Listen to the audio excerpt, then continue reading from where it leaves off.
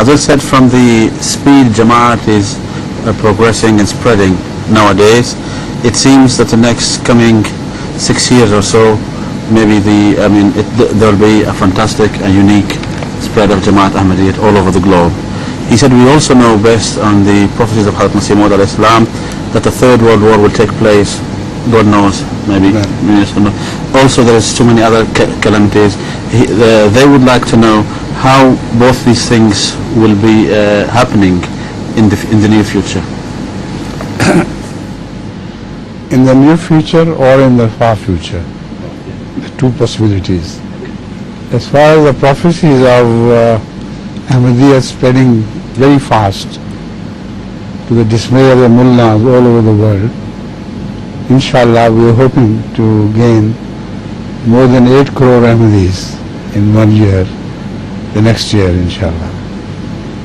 And when it becomes 16 crores, then you know what will happen to the mullahs all over the world. So this, I hope, is a very difficult task, but I hope, because I believe in the prophecies which have got fulfilled before our eyes.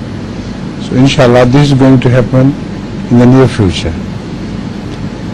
The Third World War, I hope, will be in far future, because it's going to be a devastating war.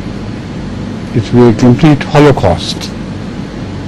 And although they are trying to prevent it, but it can spark off any time.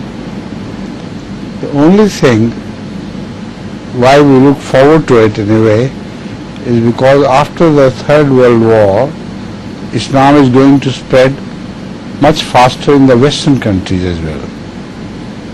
At present, it is their pride which is in the way of acceptance of Islam.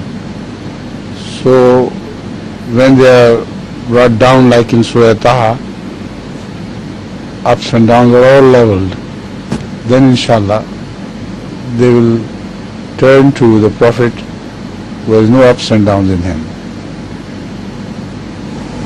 La iwaja lahu. Please.